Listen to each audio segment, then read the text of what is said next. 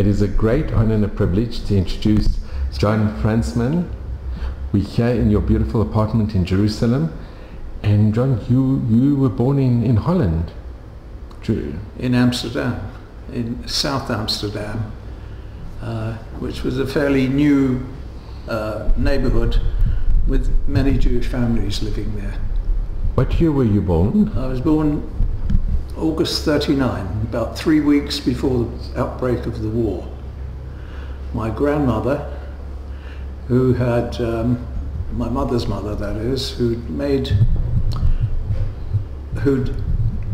emigrated from Holland around 1900 when her fiancé brought her and her mother out to London.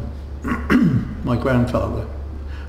They were all Dutch. They moved to England, to the Mile End in the East End of London around 1900, and they had 5 children. The 2 eldest were my aunt and my mother. She then had twins, a boy and a girl, and some years later another son. There was 5 of them. Living in London, my grandmother was a dressmaker. Her husband from Holland was a cigar maker, but in fact in the East End he used to sell Singer sewing machines as a representative of the Singer company to the all the tailors that were moving into the East End of London. So that's a bit of family background, but it means that there was a lot of also relatives living still in London, a lot of cousins and so on. And in the 1930s they used to be able to travel to Holland and meet with family. As a consequence of that, my mother's older sister, Sissy Rabbi, married her first cousin in about 1930 or thereabouts, and they had 2 children, Morris and Helen.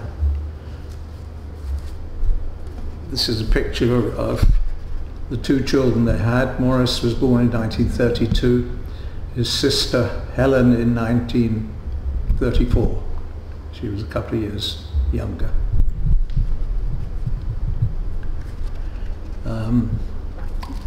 And this is a picture of Morris and Helen with their grandmother, my mother's mother, and her youngest son holding the 2 children, the 2 babies, when they visited England, I guess, in probably in 1935.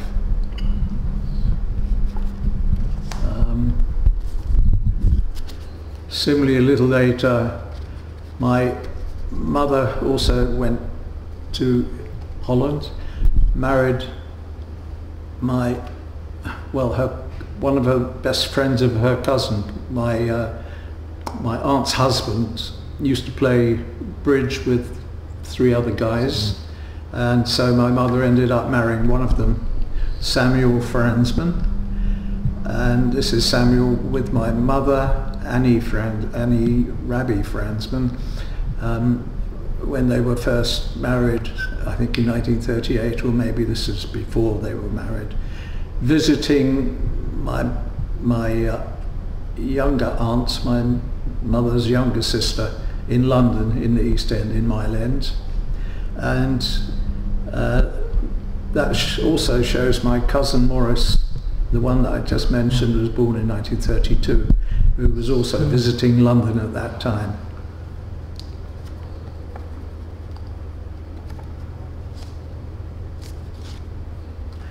I arrived, as I said, a little later, in August 1939, in south of Amsterdam, and this is a photo of my father holding me very proudly outside our apartment in South Amsterdam in the Oud-Hoornstraat.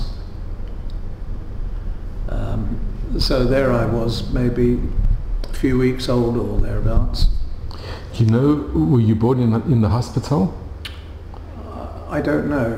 What I do know is that my grandmother, my mother's mother, came over from England for my mother's confinement. She was there at the birth, so it was probably a home birth. And at the time, you know, war was threatening, clearly, August 39. She said, come back with us, come back to England, you'll be safer there. My father refused. He said Holland, you know, was neutral in the first, in 1914 war, the First World War. It will be neutral again and we'll be safe. And he didn't want to leave his brothers, sisters, or his mother. So my grandmother went back to England and we stayed in Holland. And I have here photos. This is in my back garden in Amsterdam with my aunt holding me, the new baby, and her children, Morris and Helen, in the snow of the winter of 1939, 1940, probably January.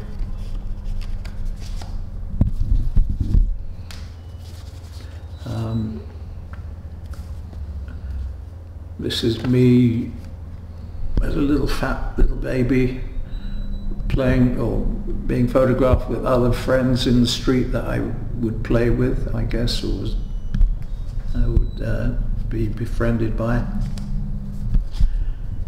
This is me being held by my aunt Sissy and my mother Annie there. This is in the back garden of our apartment.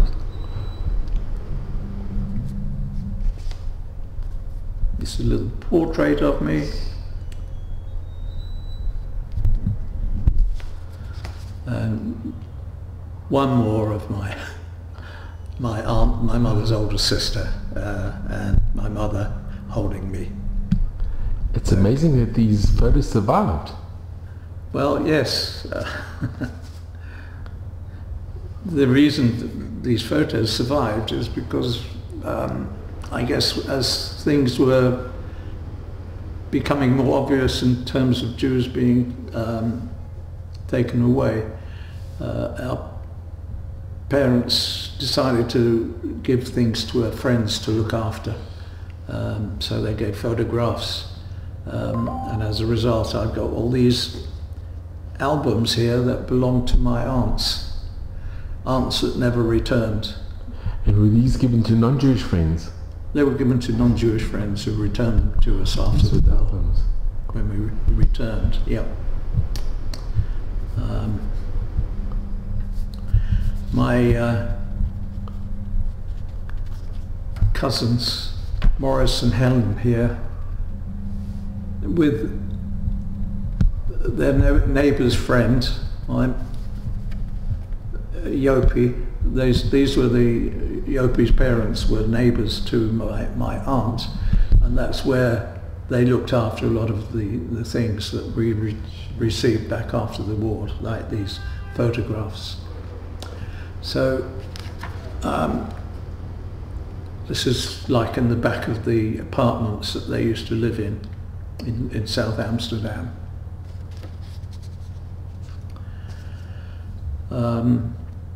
I've got virtually no memories of before the war, other than vaguely seeing German soldiers in marching along one of the main streets near where we lived, and me, together with other little children, sort of finding it very exciting, hearing these soldiers marching into the city. I obviously didn't have a clue what was. Is this one of your very first? One of your first recollections? It was one of my first recollections. Yes. I also have a vague recollection of my father taking me to the bottom of the garden with my money box, my savings, and I guess with some other valuables that he buried at the bottom of the garden. where we lived. And how old were you at that time? Well, I would have been, I suppose, 3, 4 years old, 3.5, 4, probably. So, you know, the things that were happening to Jewish people, the imposition of wearing a red star, a Jewish star on outer garments. Yellow star. Yellow star saying Yot. Having to live under curfew and not being allowed to go to theatre and parks or cinema. All those restrictions, shopping limited to a couple of hours a day, were obviously beginning to affect my parents. I was oblivious of it.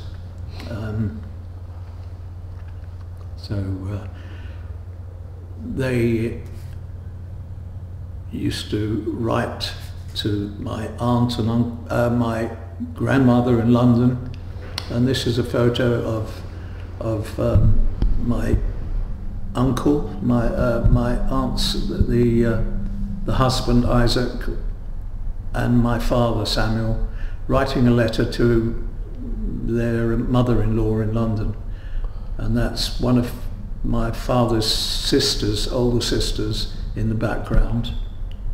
There were 3 unmarried sisters that lived with my grandmother in another part of Amsterdam, and this is one of them.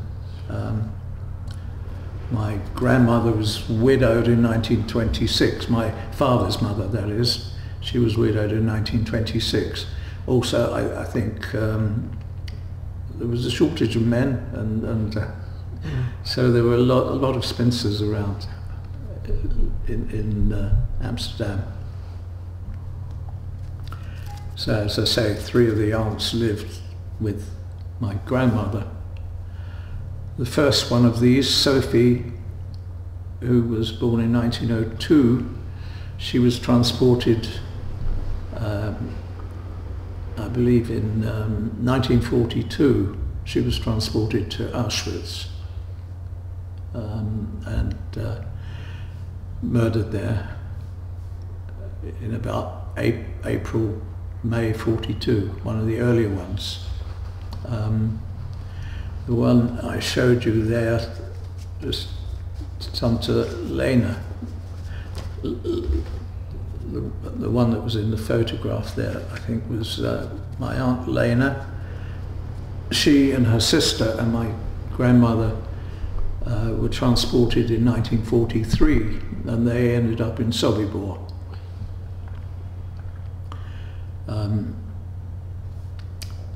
The letters that were being written there, I have copies of them. And in Sobibor, were they killed in Sobibor? In Sobibor they were killed, oh, yes. Many Dutch Jews ended up in Sobibor, either Auschwitz or Sobibor. The majority of Dutch Jews went to Sobibor, and they were murdered there on arrival, virtually. Yeah, they weren't in work camps from that place. So this is a larger, slightly larger photograph of the same. Sorry, I have the... And this is these are copies of the letters that my cousin Morris managed to have or keep, and came back from the war. These are photocopies because the originals are in the United States Holocaust Museum, not on show but in their vast warehouses. The family donated to the Holocaust Museum? He donated it all there, yeah. My cousin Morris did. It's written in Dutch. It shows on one side the letter going from my aunt Sissy to her mother in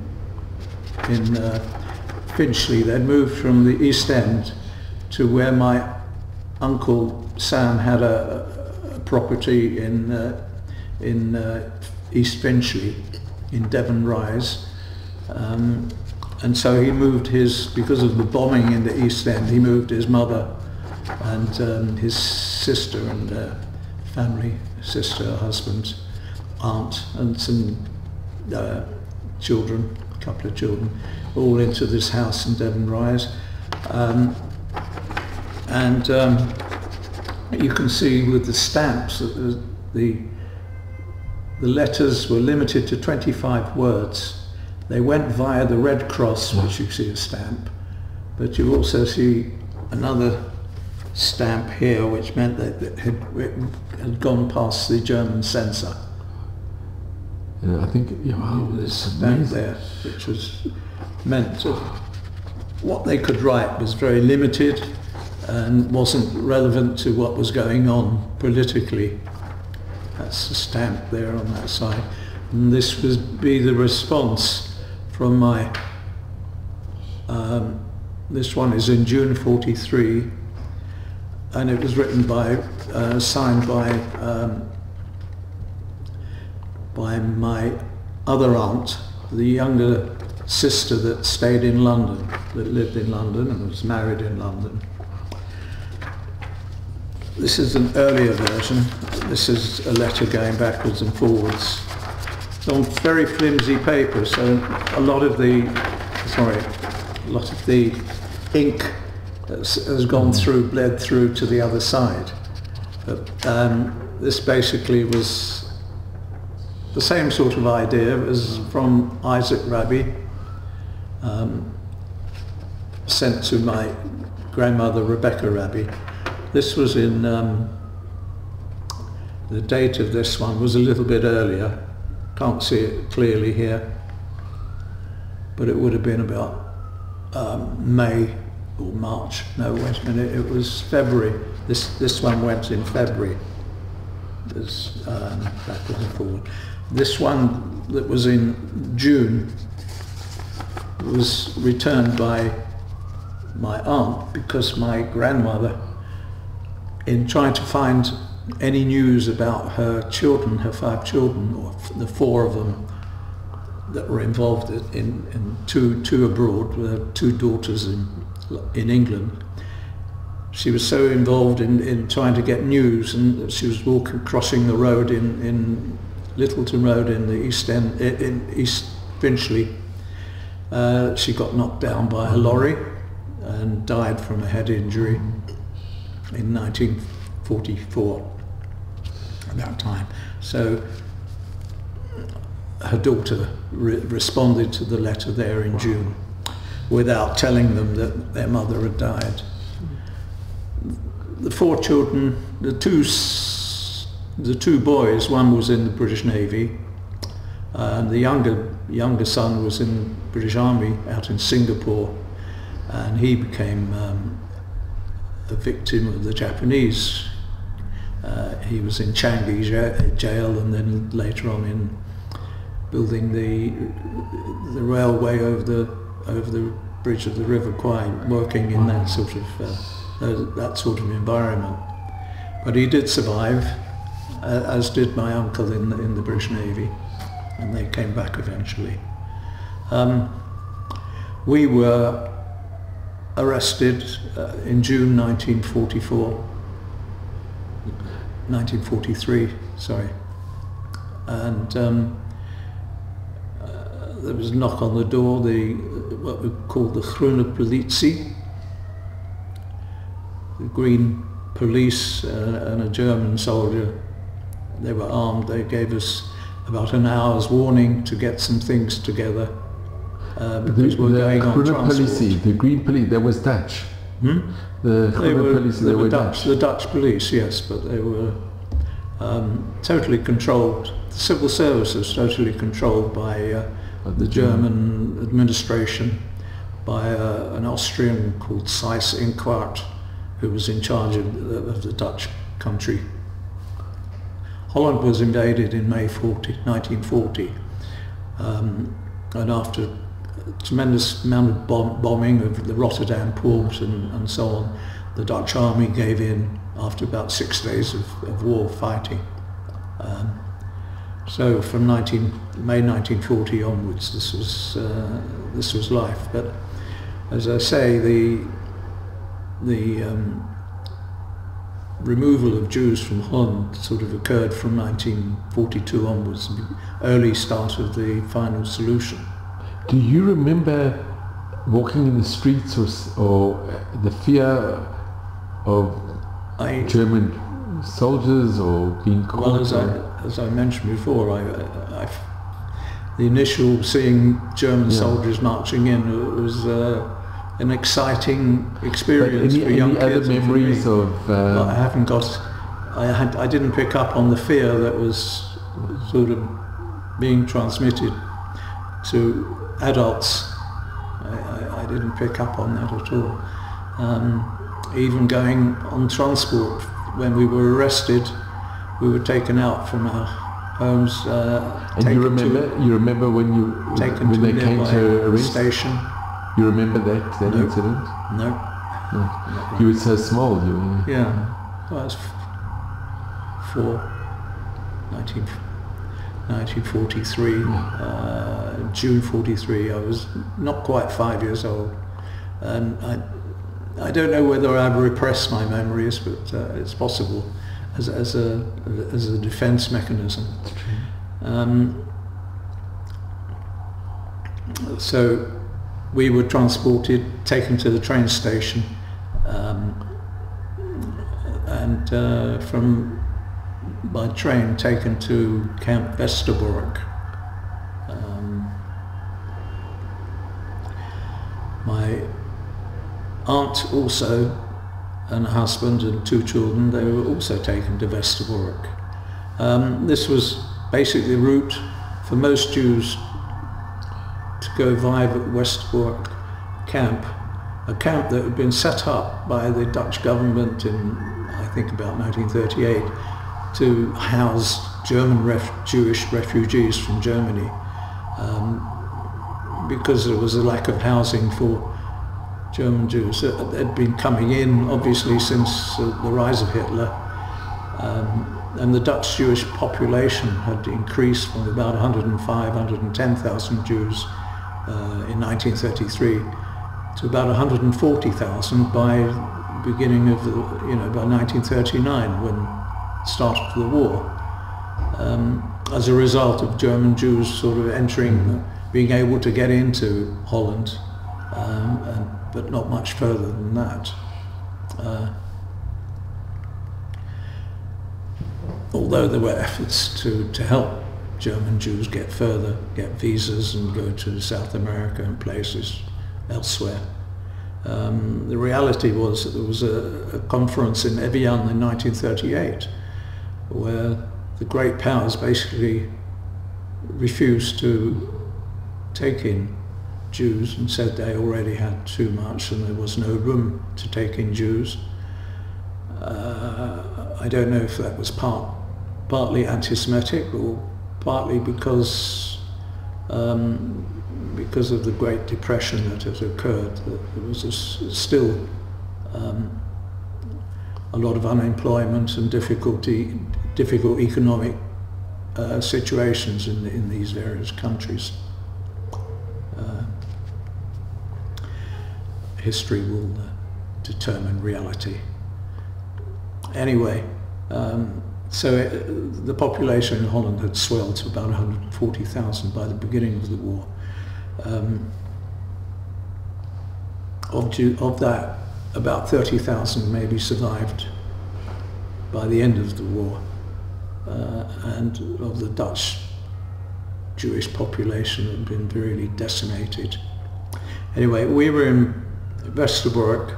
The routine generally was that people arrived in that camp and were there for maybe a week or 2 weeks, and then their names were put on a transport list, and each Tuesday a train would depart from Westerbork and take about 2,000 people east. They were given the story that they would be looked after, they would be working to help the German war effort. They would be going east to work in factories and so on. So by this sort of deception, people went along believing the story and not revolting. against it. There was an occasion when a cousin of mine, whose story is in here, she was, my father was the youngest. Well, the story, she's written it herself, is all in Dutch, but I got a translation here of it in English. She was born in 1915, Jannie, a cousin of mine, in other words, one of my father's older sister's daughters. My father was the youngest of 11 children. The oldest were born in about the 1890s. The oldest two brothers had emigrated to America, but the other 9 were still living in Holland. And she was the daughter of one of those living in Holland. She was transported via first Camp Vught in Holland, and then from Vught she went to Westerbork. She was married. She had a husband called Ben. They came in September to Westerbork, met my mother and father there, her uncle, but they went on transport within a week or so in September 1943. She ended up in Auschwitz with her husband, and he died presumably there or in a work camp. She was put in an experimental block, Jannie, as a result of which she says she was not able to have any children after the war. And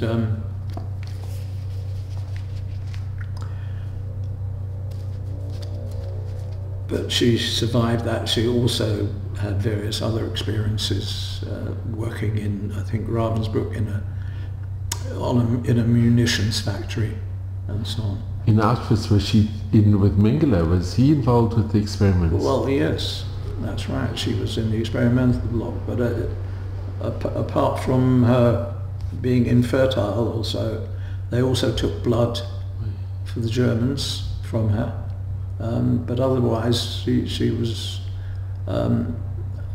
I don't think she had a lot of experimentation on her. She wasn't a twin. My mother and father, and also my aunt and her husband and children, we were all transported. We were held in Westerbork for 7 months. And we were eventually put on a list in January 1944, and that list was for transporting us to Belsen.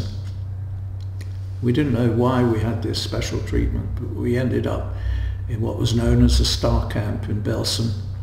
This is Bergen-Belsen. In Bergen-Belsen, where my father went with the men in men's barracks.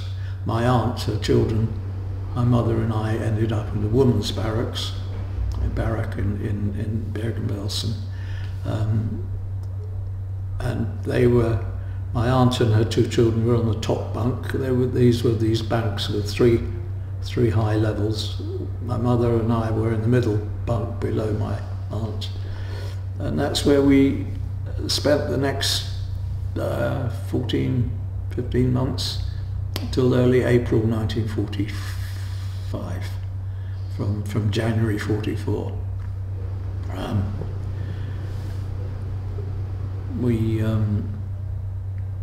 We used to have to go on parade, stand very early in the mornings. They'd shout "Raus, Raus," we'd have to get up maybe 5, 6 o'clock in the morning and come out to the parade ground and stand in rows of 5. I'd stand in front of my mother. I learned to be able to behave myself. This is now as a 5-year-old.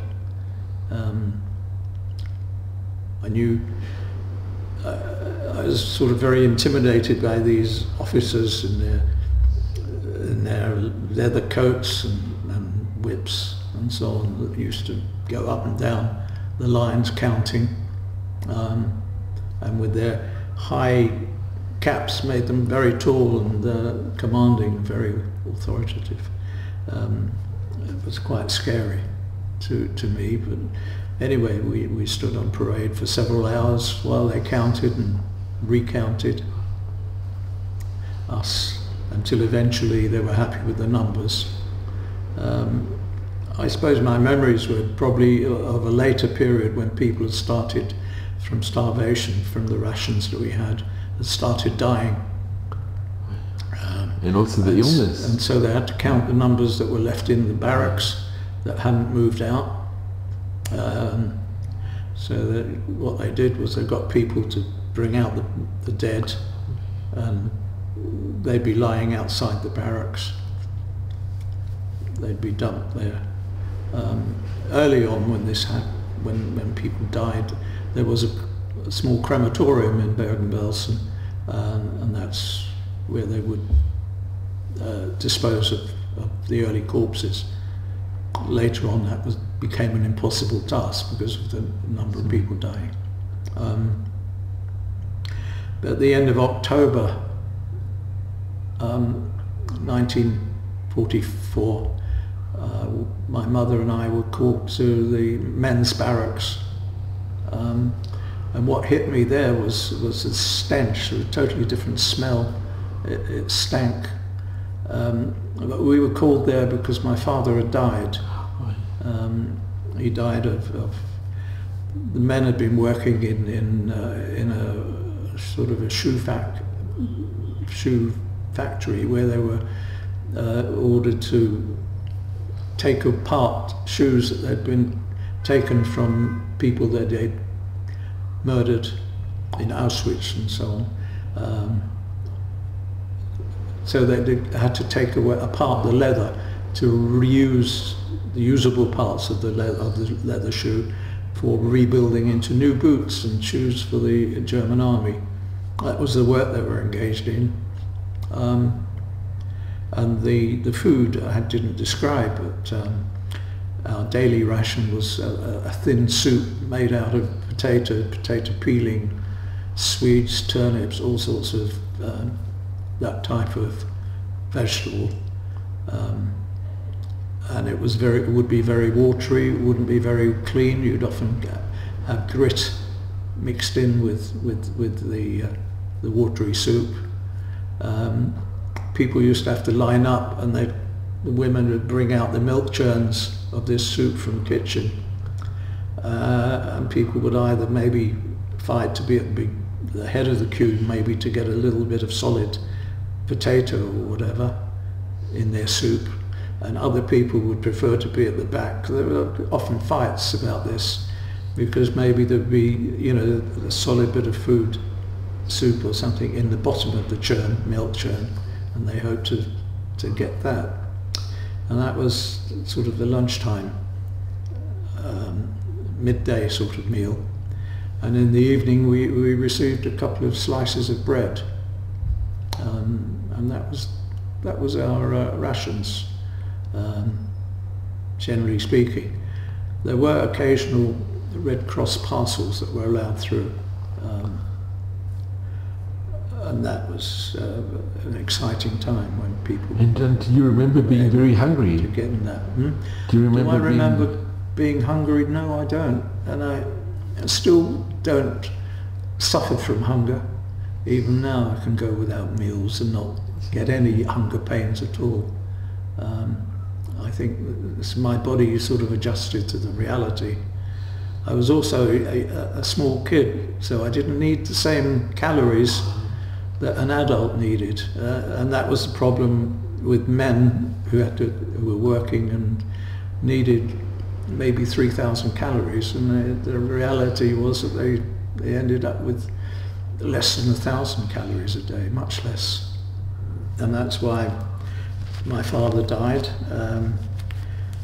As I say, we were called to the men's barracks. I remember seeing my father lying on the bench. He was virtually a skeleton. My mother, the men the men managed to write. They obviously had some paper, and they wrote a death certificate. It's in Dutch again, but it was signed by the chief rabbi of a town in northern England, northern Holland, Groningen, a rabbi by the name of S.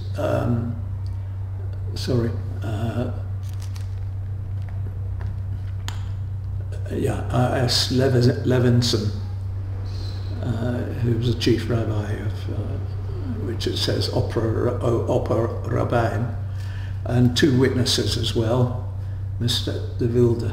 It was written by, it must have been somebody like a lawyer who knew what to write, showing when my father was, where he was born, what date he was born, that he died in Bergen-Belsen on 31st of October 1944. And it was like a declaration, and then it says the undersigned witnesses to this. And how did you receive this? Did they give it to? They gave it to my mother, and she kept it. And why do you think they asked you to come, your mother and you to come, to maybe identify? Sorry? Why did they ask you and your mother to come? To witness that he died. To witness that he died. And then later on, they gave her on the middle of November, a couple of weeks later, so that she wouldn't be an aguna. She would have That's amazing. the evidence to show that she was widowed and could remarry in Jewish law. Yeah. And John, seeing your father, that he had died, it must have been very traumatic for you. It was, but after all that time in Belsen, you know, it didn't provoke any tears or anything. You had seen other dead bodies as well? You know, we were getting used to people dying. Was it a lot of typhus? They say not yet. Not yet. Not in October. No. Was that much later? That came later. Yeah. No. That certainly came a lot later.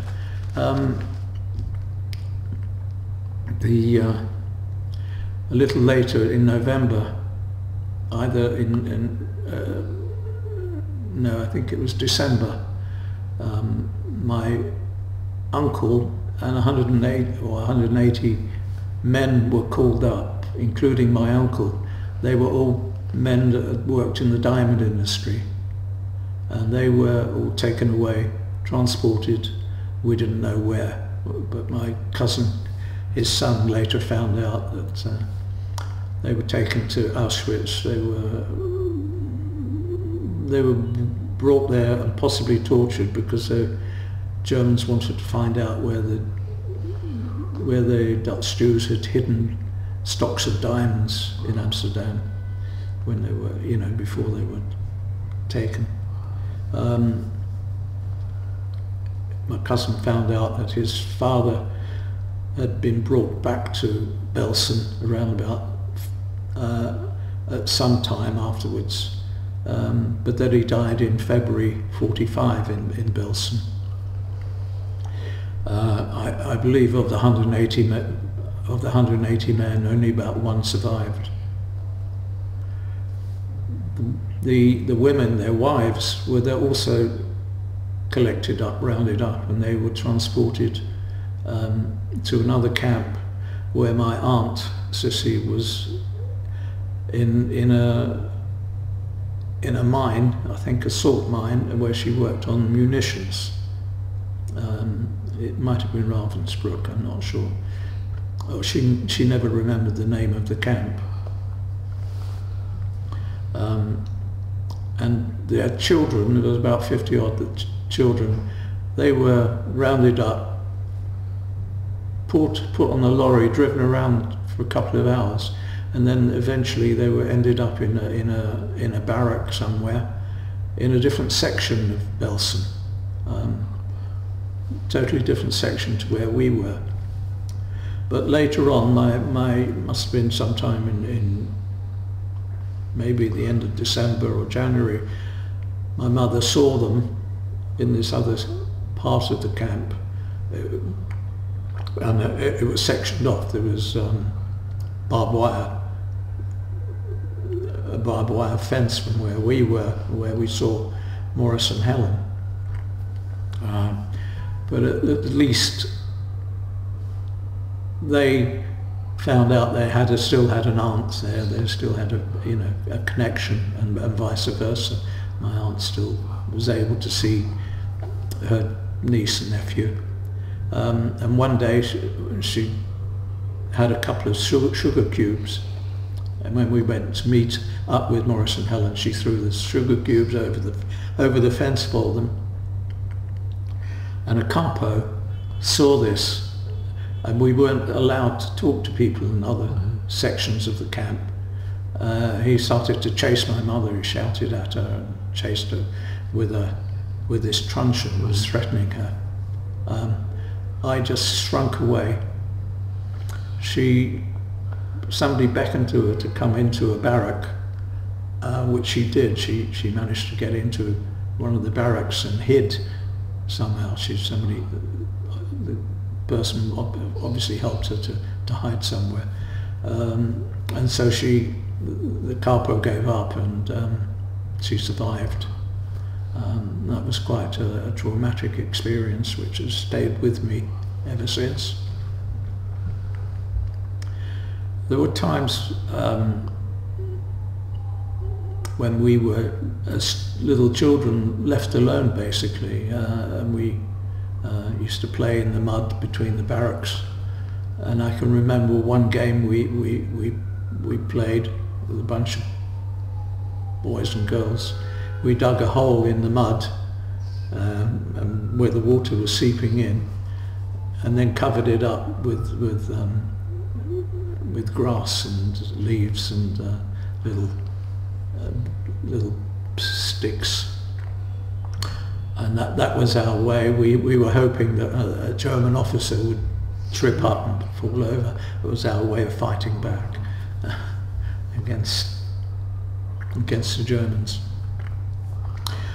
Anyway, conditions became considerably worse as we go into the winter of 45, January, February. What was happening was the Allies were coming in, had landed back in June, and were making good progress.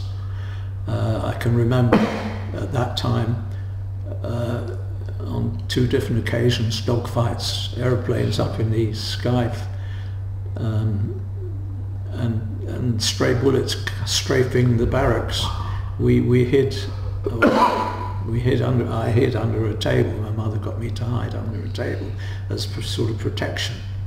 And I remember coming out afterwards, seeing the splintered wood of the bed, the 3 high bunks, and wood being splintered where a bullet had gone in to them. And this is very exciting. It gave people hope. It gave us all hope that the Allies were, the Germans were beginning to lose the war, and there was hope that we would be rescued and survive.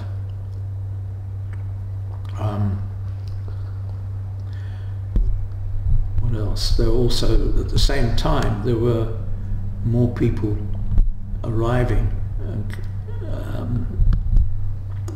These were people that were prisoners that had been brought from work camps in the east on what were called death marches.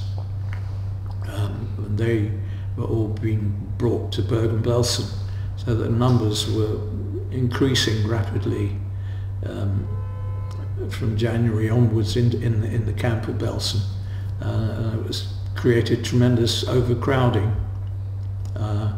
which was very difficult to deal with, and led eventually to the breakdown of no water supply, and even the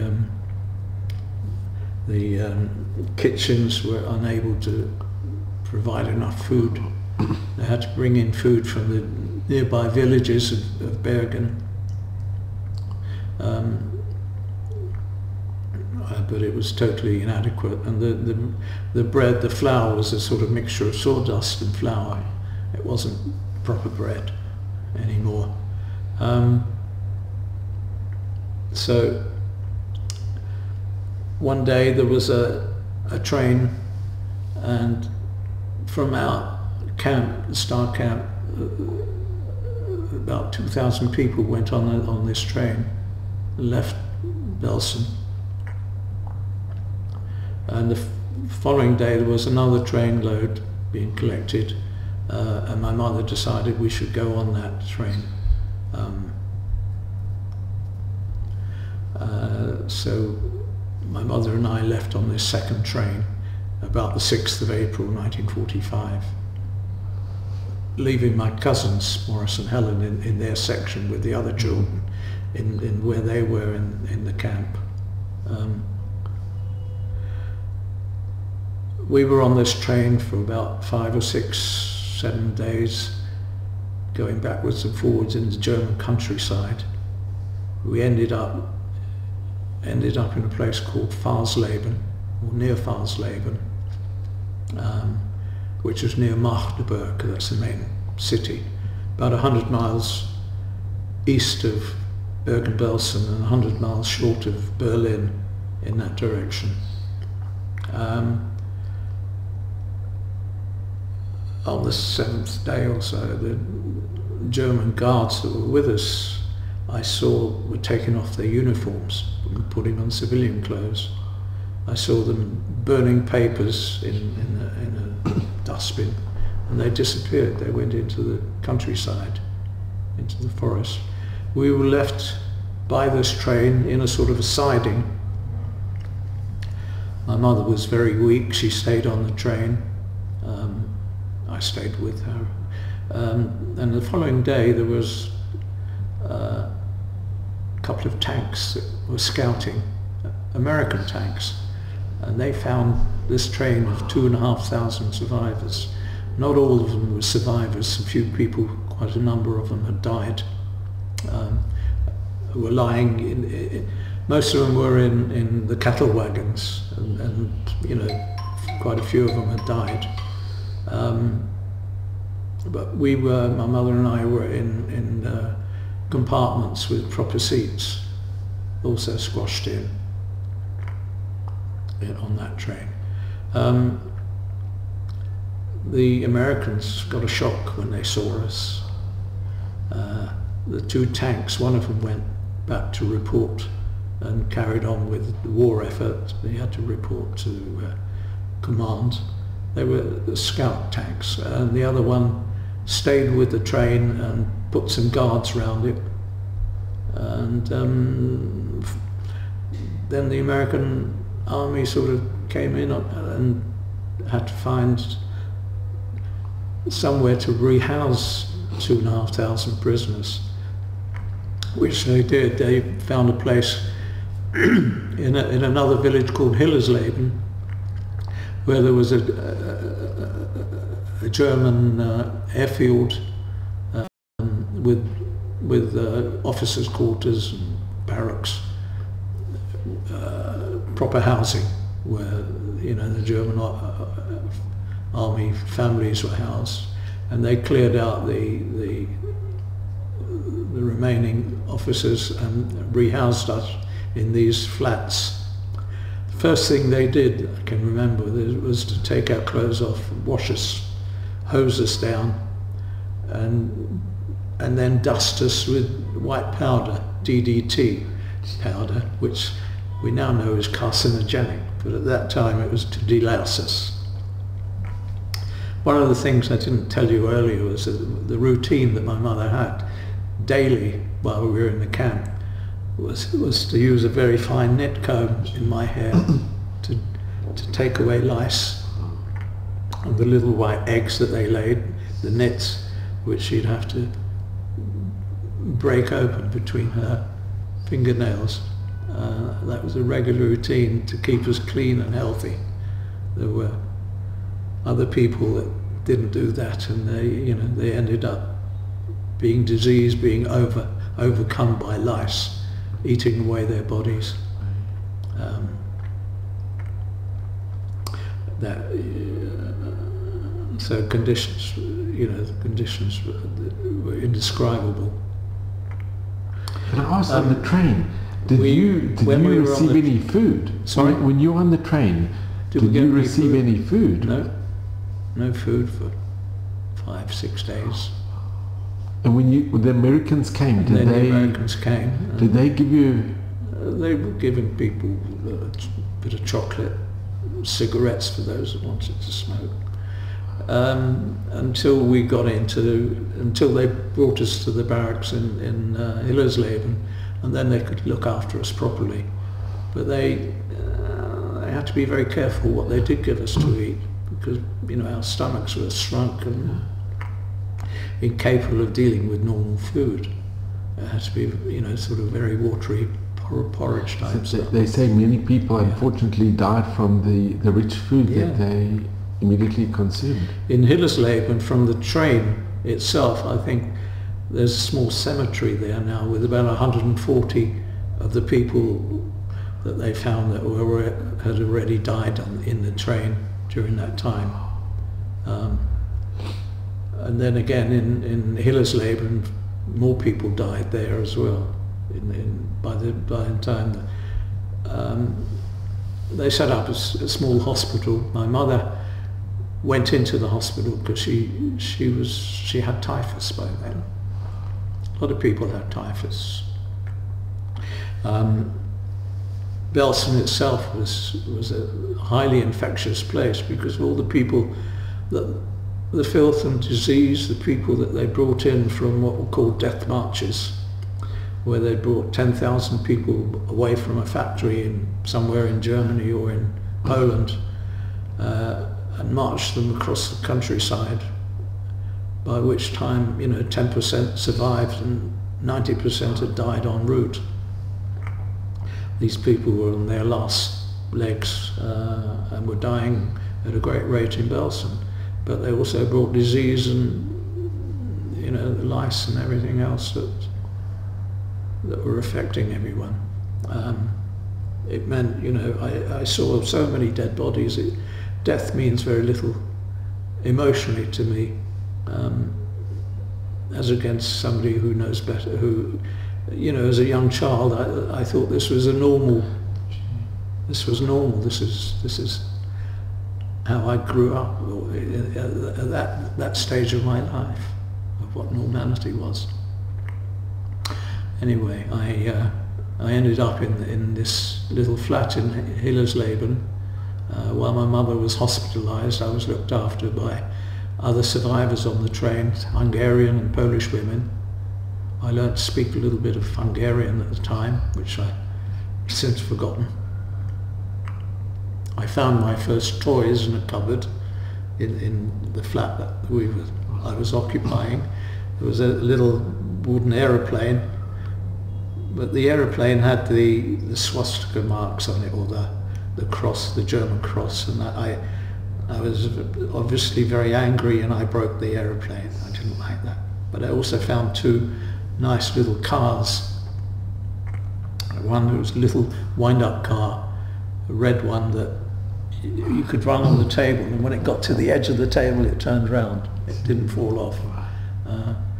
And the other one was a little blue car with a steering wheel which operated the front wheels, and it had a little gear lever as well and a brake. Wow. Amazing. The little gear lever had the 5 little spaces, the places where you put it up or cross and up and down, just like a real car. I think it was made by Schuker, and I brought that back to Holland after the war and kept it. It's now in a museum in the Holocaust Museum in Nottingham in England, on loan there.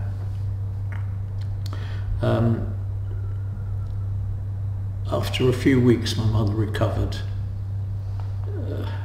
She got better.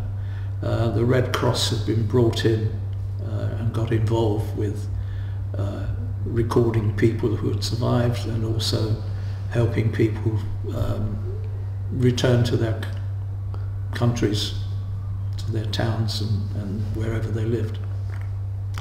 what had happened when we were taken out of our homes in Amsterdam, the first thing that happened was there was a company called Pulsen that removed all the contents of Jewish homes. I believe took them back to Germany.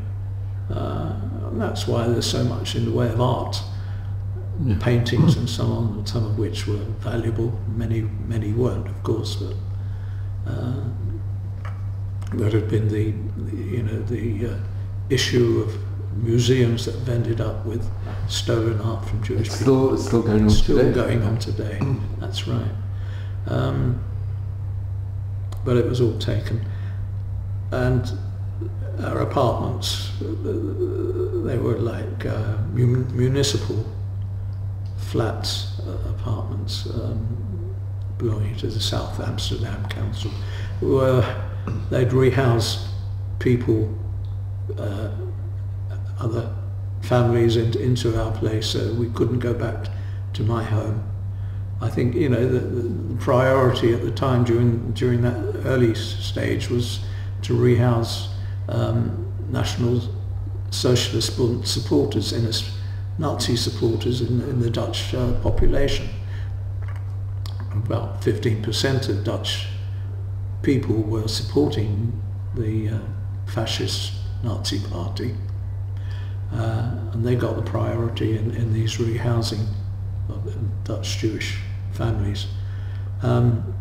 So we had to move in with a neighbour.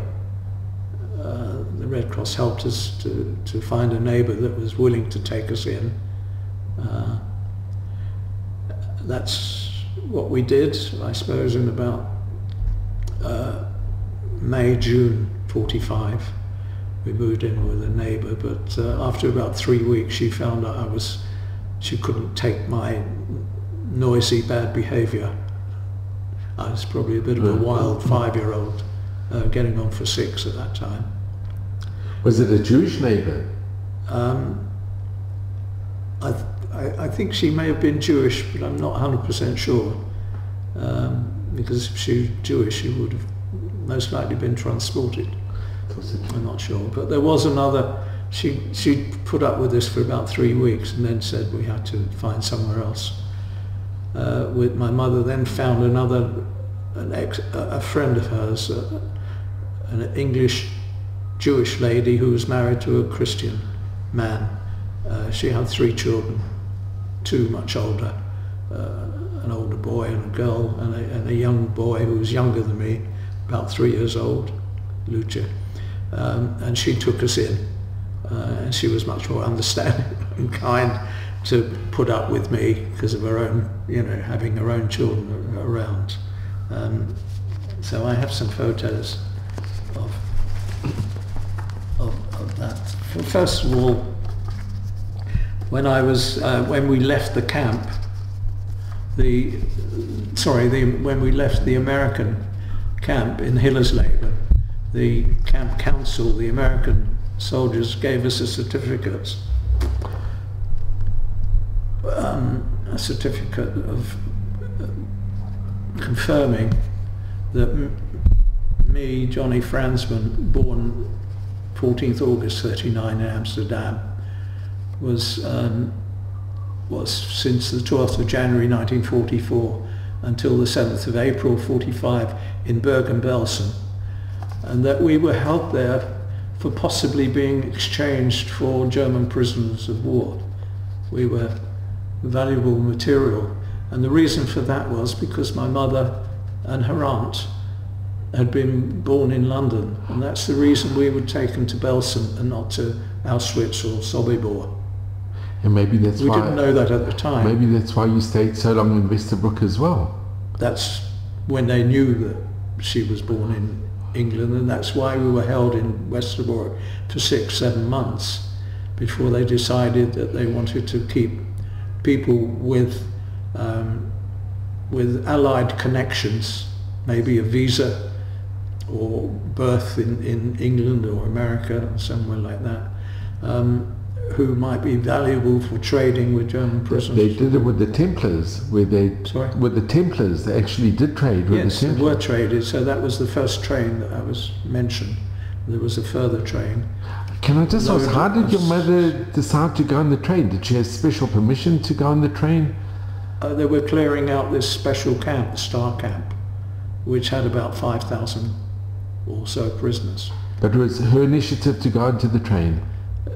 She thought it was her initiative. I don't know whether it was or whether she would have to have gone anyway.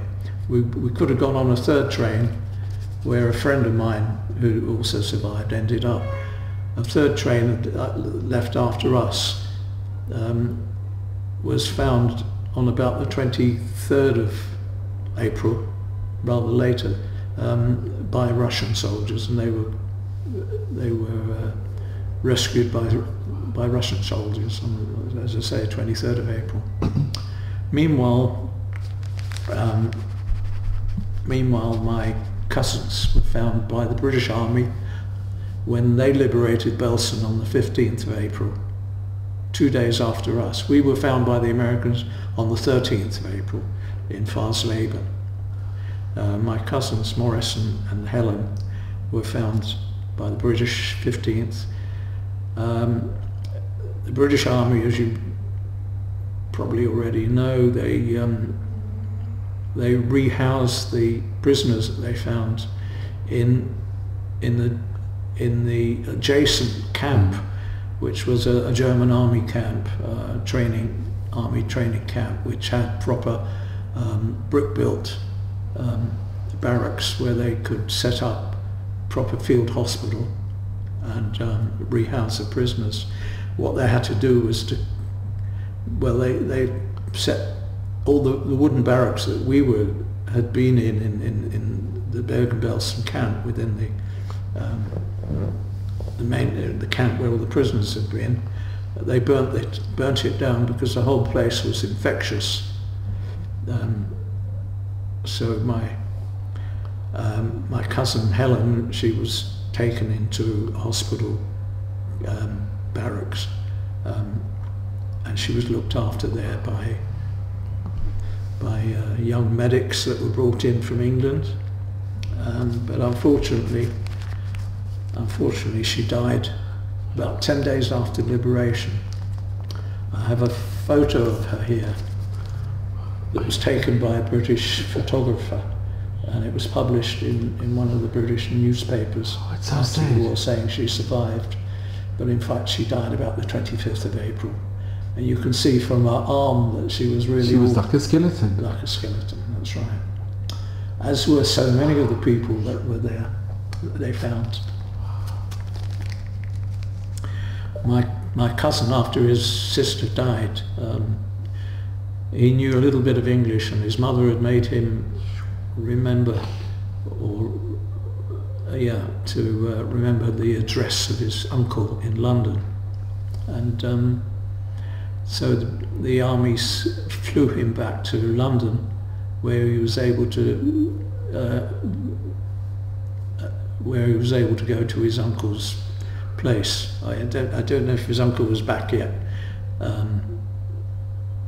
whether he was demobbed yet, but his aunt was living there, and he joined another cousin there. After the war, in 1947, I was able to go to school. I was very keen to go to school. I'm just sorry I've left out a little bit. My aunt, who'd been in the salt mine working on munitions, was rescued by Swedish Count Bernadette, I think, and taken back to Sweden. Those were with the white ambulances? Yeah. And they found a shadow of TB on her lung, so she was hospitalised for a couple of months, or thereabouts, 2 or 3 months. And she eventually came back about September 45 to Amsterdam after recovering. And she managed to organise, together with my mother, a new apartment in South Amsterdam, where we lived from September 45 until we went to England. what had happened, so as I say, I managed to get to go to school in 1947, September 47. When did you go to England? What year did you leave to England? In 1949. Oh, so you went to school first in Holland? So I went first of all to school in Holland for about a year and a half. My uncles, who by then had been demobbed, suggested to their sisters that they should come back to England. Each one of them would sort of help look after, find them somewhere to live and help them sort of get themselves on their feet. They were both widowed, so they applied to the British consul, and because they'd married Dutchmen, they'd lost their British nationality. It took something like 8 months for the British consul to agree to allow my mother to become a naturalised British citizen again, even though she'd been born in London. So we were naturalised early 1949, and in March 1949 we went to England, where my uncle, the one who'd been in the Japanese prisoner of war camp, he'd bought with his army gratuity a house with people living downstairs. We had an upstairs apartment with a couple of bedrooms, and that's where we moved in with him. He was an unmarried bachelor, and after a while his lifestyle just didn't accord with having his sister and a young boy around. He found himself a job in Ireland. He was a ladies' hairdresser. He found a job in Ireland managing a hairdressing shop in Dublin. For the owner lived in north of Liverpool, in Poulton-le-Fylde, north of Liverpool. And they got on very well for many years. So my mother and I lived in North London. My aunt, also her brother, the one that had come back from the Navy, helped to find an apartment through a distant relative who owned some apartments, and she was in North Finchley. She lived in North Finchley for a while. And John, can I just ask you, with regard to the school in Holland, when you went to school, yes, how did you get on with other children? Was it difficult to make friends, or to? No. I had good friends. And the majority, were they not Jewish, or? They were all or Jewish? All but one that I know of was non-Jewish. They were all non-Jewish children. But they accepted you? They accepted me. I was just another child. They didn't know I was Jewish. And they didn't know your history? One of the things my mother decided after the war was that nobody should know I was Jewish, or that she was Jewish, except where she had to go to work when she was in London. Even in Holland, after the war, she had to work. My grandmother, her mother had been a dressmaker, and her husband had died in the 1919 flu, my mother's father, in the 1990 flu epidemic. He died, so she was widowed from that age with 5 young children, the eldest of which was about 14. She had to leave school, and they had to go out to work. My Aunt Sissy and my mother went out to work. They learnt to make ladies' hats, sewing ladies' hats. They were very adept. My aunt was quite talented. She became a hat designer as well. So they had a hard time before the war, and I think it was maybe one of the reasons they ended up marrying in Holland. It was one way of escaping that sort of life. having to help support their mother. The boys, as they grew older, also had to do the same work, and they were both ladies' hairdressers. So, as I say, the younger one ended up in Dublin. My other uncle had a hairdressing shop in Fransman, also in North London somewhere. My aunt ended up marrying the man who had rented the flat to her. He was a widower, and they ended up living in Brighton. But was he Jewish? He was a fairly frum Jew from the East End. He had a shop with men's clothing, he sold the materials for tailors to make suits. He had a shop in Brick Lane, right opposite the Machzika Hadass synagogue, where Rabbi Cook was rabbi for a while before he became chief rabbi in Israel, when he moved to Haifa. He insisted I should have a bar mitzvah when I was 13, and so I went to the nearest synagogue for about 6 months, Highgate Synagogue, because we were living in the Holloway area of North London. I went for about 6 months, learnt to read, learnt my portion, attended synagogue on the morning of my bar mitzvah, and did my portion very nicely. Apparently I sang nicely, and that was total connection to synagogue for many years. You didn't go to Jewish school? I didn't go to a Jewish school. I was in a non-Jewish neighbourhood.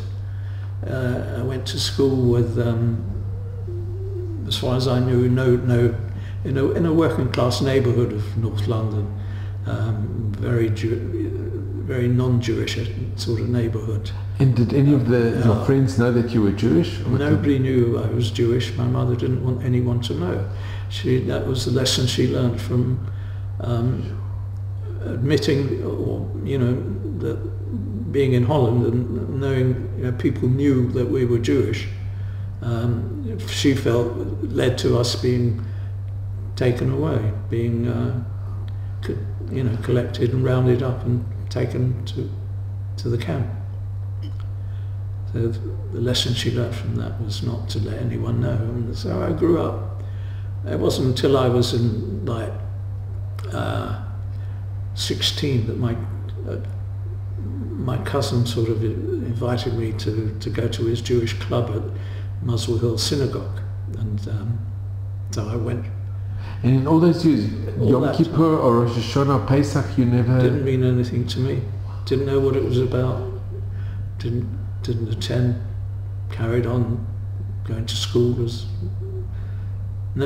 Had no connection at all with Judaism at that time.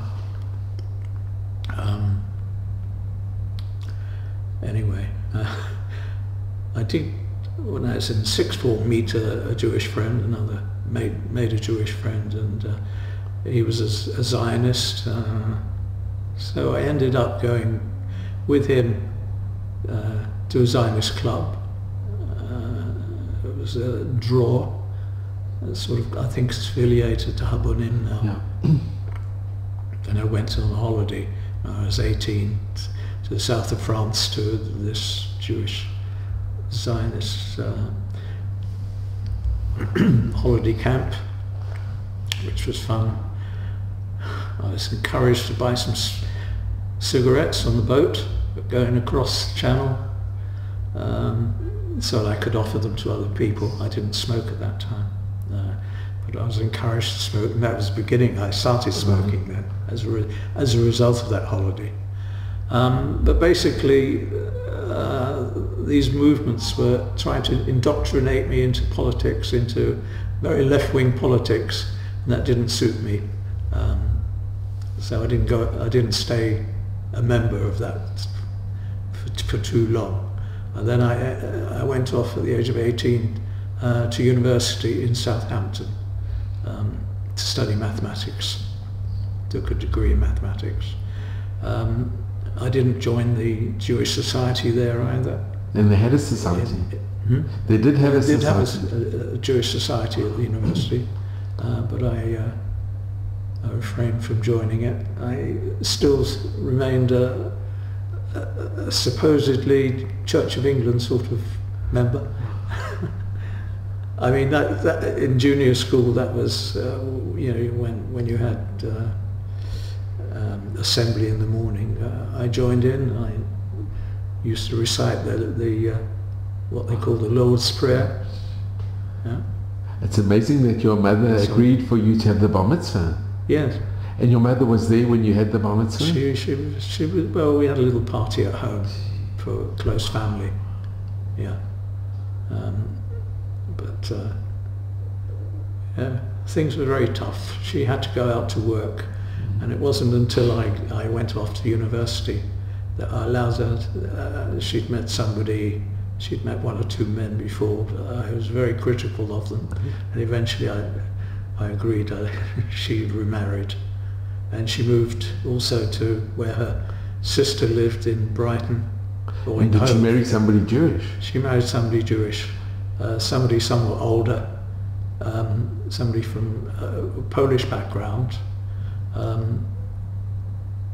who'd left home, his Polish home at the age of 9 to avoid being conscripted in the Russian army. He ended up in Germany. He became a tailor, very accomplished. He was married and had a son. But at the rise of Hitler in the 30s, he got out. He left his wife and son behind.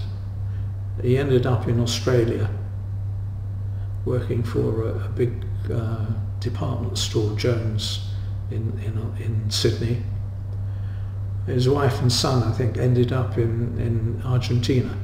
Oh, they survived? Yeah, I guess they left. He didn't call for them when he ended up in either England or Australia en route to Australia. He left them behind, and they must have made their way to Argentina before the war, which is where they ended up. So that was my mother's life. That at least at that stage she could stop working. Did he ever reconnect with his wife and son? No, never. Did he get a divorce from her, or? I don't know what the legal situation was, to be honest. It's amazing. But they were married, so I think they must have. Probably his wife had sued for a divorce, which he granted, I imagine. And did they have any children together? My mother and he? No, they were beyond that age, I think. Yeah, there was no further children. And he treated you well? I'd left home. I was in university, and your mother was happy? I was working. Your mother was happy being remarried? When was your mother? She was happy that she had remarried? Recently, yes. Yeah, it was better than. She was married to a Jewish man. She by then had a pension a Dutch pension from Holland. That although the Dutch got reparations from the Germans to help survivors, they started paying a pension to Dutch survivors living in Holland around in the 50s, I believe.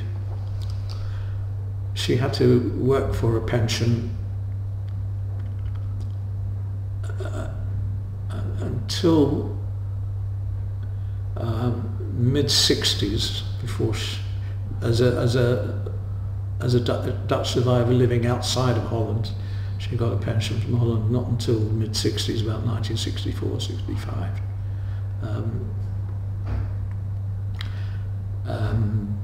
I applied for a pension. No, yeah, I applied for a pension, and I was in correspondence for several years. Eventually, they recognised that I was a survivor.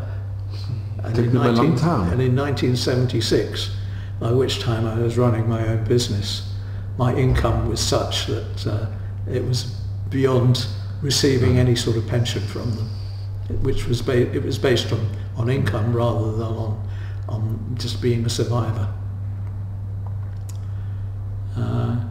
So that was a result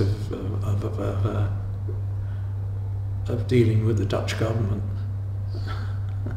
And can I ask, before In fact, I did apply for something called non-measurable health costs, non-measurable health injury as a result of the war. So that's a minimal amount that they pay, other than a proper sort of pension, survivor pension.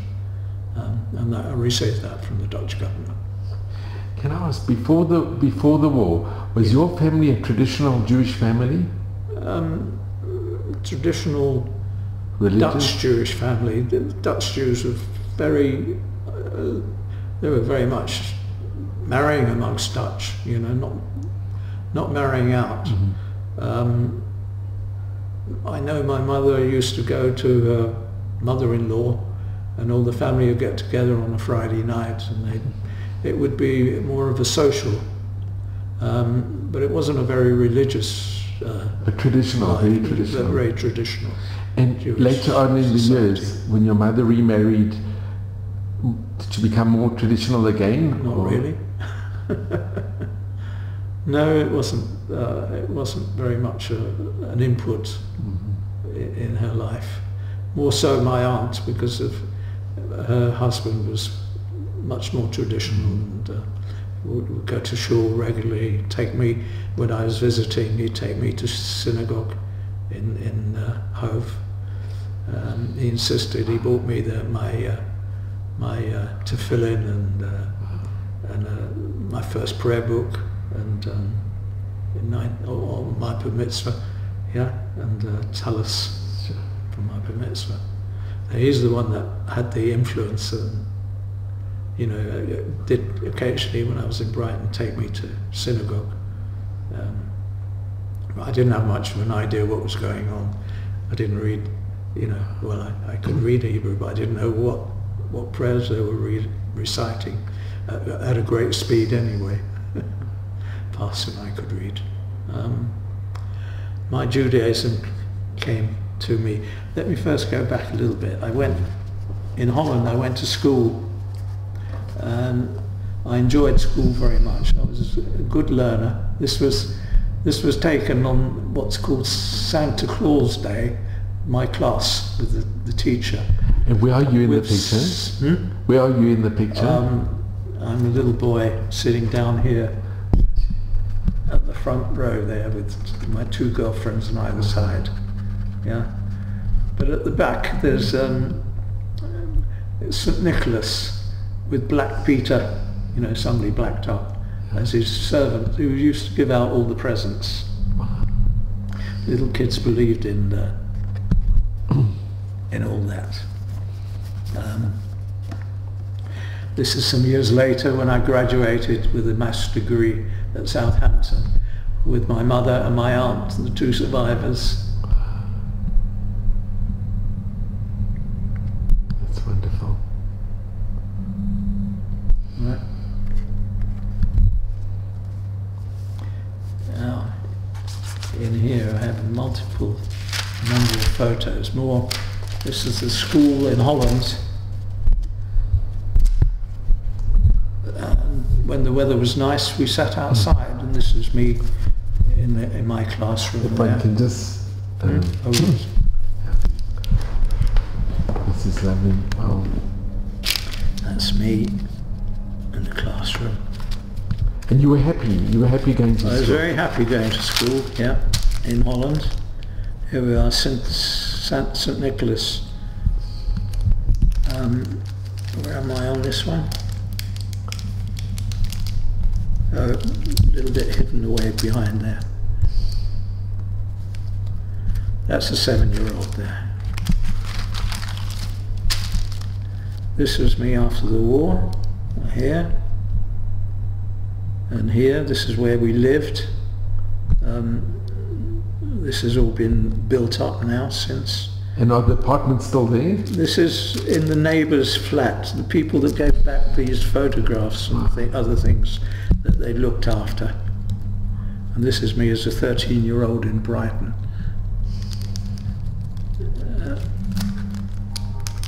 Golf range. This is directly after the war. These are the people that looked after us. This is the young boy.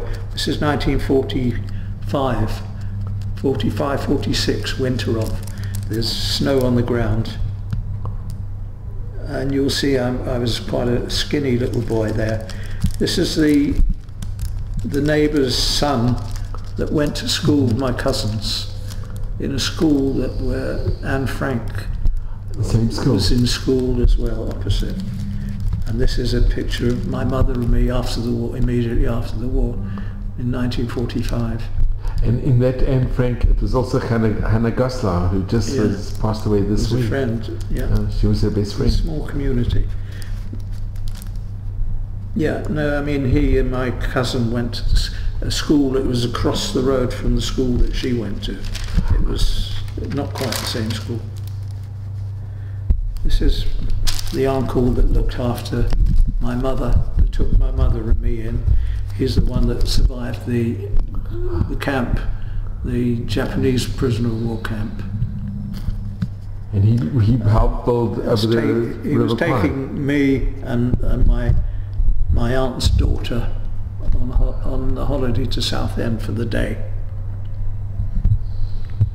And I said he lived in Dublin. This is Dublin Airport picture.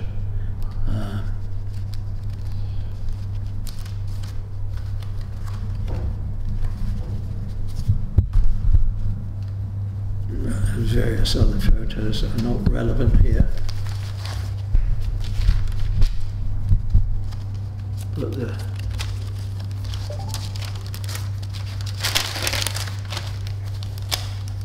these are photos before the war of me in our garden. This is the aunt that was taken, Sophie, that was taken in 1942, September 1942, to Auschwitz and didn't survive. This is my mother. This is in the apartment that we got after the war, where my aunt and I lived.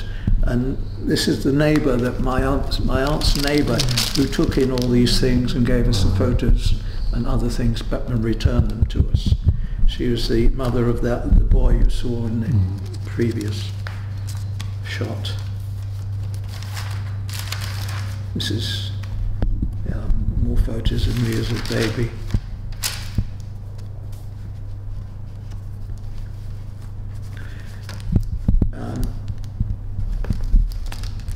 This is the same Aunt Sophie that was the first one to go to Auschwitz in 1942. This is my mother and I going to the wedding of the other cousin, Yanni, that survived Auschwitz, who remarried. She remarried a non-Jewish man who'd from a family where she had been in hiding for a while before she was arrested and taken with her husband.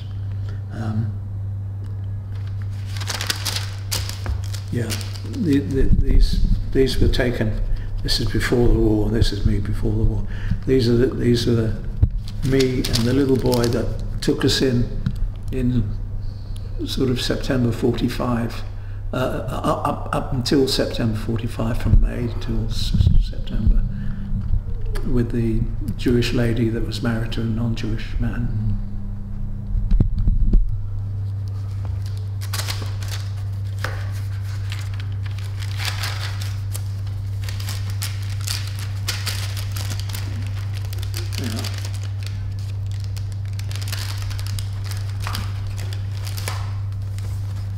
that's another one. This is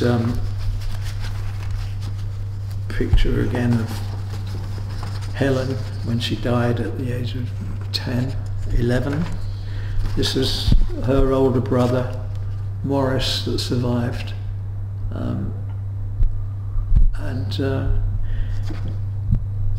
He went on, he also, from his uncles, learnt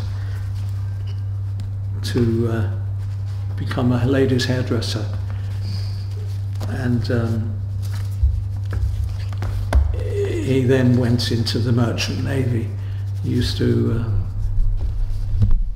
travel to Australia and to New York on the ships, doing ladies' hairdressing and so on. But after that, he ended up going to South Africa, joining cousins of mine that live in South Africa, or cousins of my mother, who persuaded him to go there. And he got married there and had a daughter in South Africa, in Johannesburg. But that marriage didn't work out too well for him. Well, he came back to England, lived with his wife in England and then daughter, and it wasn't the life that she was used to. She was used to this servants. You know, this is under the apartheid time. She wasn't used to the sort of the life of living in London, where she had to do and look after herself and her young daughter. So her parents persuaded her to go back to South Africa, and they split up. He remarried, and he ended up living in America, and also in Spain. My uncle, when he retired, bought a flat in Spain and lived in a place called Altea. Because what was happening in Ireland at the time, where IRA bombs were going off, there was a lot of tension, and Brits like him he felt a bit vulnerable. They were targets. Yeah. So he retired, and rather than staying in Dublin, as I say, he moved to Spain, to a flat in Altea, which he bought jointly with my cousin. So my cousin spent 6 months of the year with him in Spain and 6 months of the year in America. He didn't want to be settled anywhere. He wasn't, you know, he felt it could all happen again. And so he was, you know, quite a restless sort of person. 2 minutes, I just want to thank you. So I'll just be 1 minute. I just want to thank you so much. I'm so grateful to you. There are no words to express my appreciation. It's been such an honor and a privilege, and I am extremely grateful, and it's just unbelievable. It's just incredible what you went through and how you're so positive, and it's amazing. Can I ask, did your mother ever discuss with you? By the way, these are photograph albums of my aunts that died in Sobibor and Auschwitz. They're holiday photos that they used to when they were travelling in Europe, yeah? That were all returned. And these are the only memories one has? This is the only connection I have to my aunts, the places they visited, people they went with. Tell me, if I can ask, what message do you give, or can you impart for the future generations? What message? Why am I here in Israel? We're a people, and we have to be we have to know our history. We have to know all the persecutions that have happened throughout the ages, whether it was in Christian lands or Muslim lands. And we have to be strong in this land called Israel. Whether we're religious or not, we are Jews, we are a people. And we have to be strong and carry on being a light unto the nations and being number one in in bringing good to people wherever they are, whether it's through our technology, through our medicine, through our education, through the fact that we've been a literate nation for 2,000 years. Education comes number one.